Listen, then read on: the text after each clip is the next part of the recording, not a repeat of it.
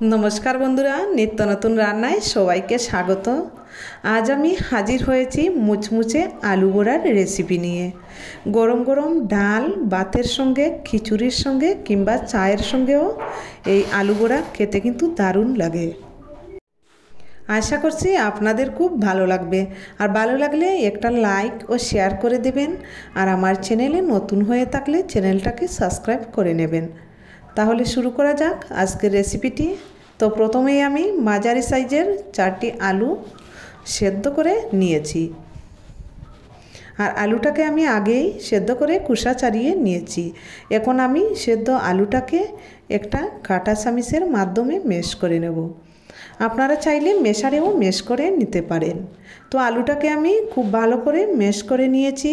আর এখন একটা মশলা রেডি করে নেব। তো প্রথমেই নিয়ে নিচ্ছি 4টে কাঁচা লঙ্কা কুচি, হাফ ইঞ্চি আদা কুচি আর 4 থেকে 5টা রসুনের কোয়া এইরকম কুচিয়ে নিয়েছি, সেটাও দিয়ে দিচ্ছি। সামান্য কিছু ধনেপাতা কুচি, হাফ চামচ গোটা জিরে আর সামান্য পরিমাণে হলুদ গুঁড়ো। এখন এই সমস্ত মশলাগুলোকে একটু তেঁতলে নেব। বেশি মিহি করার প্রয়োজন নেই।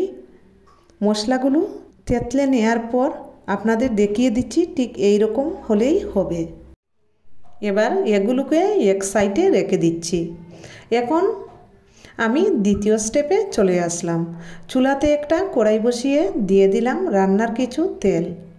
তেলটা গরম হয়ে আসলে ফোড়নে দিয়ে দিলাম সাদা সরিষা আর আগে থেকে রেডি করে রাখা মশলা।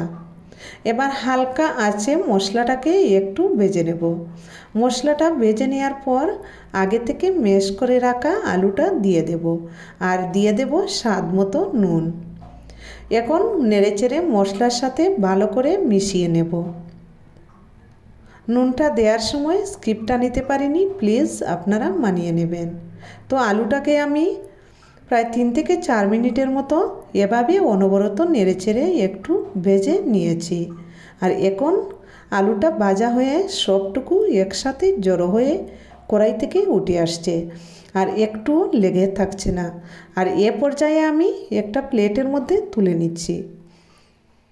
আলুটাকে আমি প্লেটের মধ্যে ছড়িয়ে দিয়ে একটু ঠান্ডা করে নিচ্ছি। আর এরই মধ্যে আমি বেসনের একটা ব্যাটার তৈরি করে নিচ্ছি। একটা পাত্রের মধ্যে নিয়ে নিচ্ছি 1 বাটি বেসন। বেসনটা আমি আগেই চেলে নিয়েছি আর চেষ্টা করবেন বেসনটা চেলে নেওয়ার।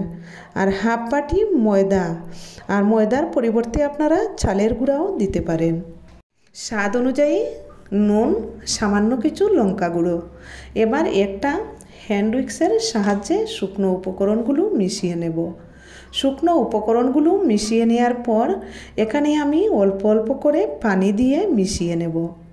এভাবে অল্প অল্প করে পানি মেশালে ব্যাটারের ঘনত্বটা বুঝতে সুবিধা হবে। এই জন্য আমি অল্প অল্প করে পানি মিশিয়ে ঘন একটা ব্যাটার তৈরি করে নিচ্ছি। আর ব্যাটারটাকে খুব ভালো করে ফেটিয়ে নিচ্ছি। আর দেখুন ব্যাটারের ঘনত্বটা এইরকমই হবে। এখন ব্যাটারটা একটা সাইডে রেখে দিয়ে আলুর বলগুলো তৈরি করে নেব। এতক্ষণে আলুগুলো প্রায় ঠান্ডা হয়ে গিয়েছে। আর এখন এতটুকু আলু নিয়ে 2টি হাতের সাহায্যে গোল করে বল বানিয়ে নিচ্ছি। আমি এই রকম সাইজ করে নিচ্ছি, আপনারা আপনাদের পছন্দ মতো ছোটো বড়ো করে নেবেন। তো এভাবেই আমি সবগুলো বল তৈরি করে নিচ্ছি। তো একই প্রসেসে আমি সবগুলো তৈরি করে নিয়েছি। এবার ভেজে নেব। এজন্য আমি চুলাতে একটা কড়াই বসিয়ে দিয়ে দিচ্ছি সয়াবিন তেল। তেলটা মিডিয়াম আঁচে গরম করে নিয়েছি। এবার রেডি করে রাখা ব্যাটারের মধ্যে একটা বল দিয়ে ব্যাটারের মধ্যে ডুবিয়ে নিয়ে একটা চামচ দিয়ে তুলে তেলের মধ্যে দিয়ে দেব। আর এ সময় চুলাটা মিডিয়াম টু লো হিটে রেখে আলু বড়াটা ভেজে নিতে হবে। তা না হলে লালচে কালার এসে যাবে কিন্তু মুচমুচে হবে না। এজন্য কম হিটে সময় নিয়ে ভাজলে বড়াগুলো একদম মুচমুচে হবে। তো এখানে আমি আলু বড়াগুলো দিয়ে উল্টে পাল্টে ভেজে নিচ্ছি। তো দেখতেই পাচ্ছেন আমি আস্তে আস্তে বড়াগুলো এভাবে ভেজে নিচ্ছি। এভাবে খুব সহজে আমরা আলুর বড়া বাড়িতেই বানিয়ে নিতে পারি। পরিবেশন করার আগে কয়েকটা কাঁচা লঙ্কা এভাবে ভেজে নিলে খেতে কিন্তু দারুণ ভালো লাগে। আশা করছি আমার আজকের এই রেসিপি আলু বড়া রেসিপি আপনাদের ভালো লেগেছে। আর ভালো লাগলে লাইক শেয়ার ও কমেন্টস করতে ভুলবেন না। ধন্যবাদ সবাইকে।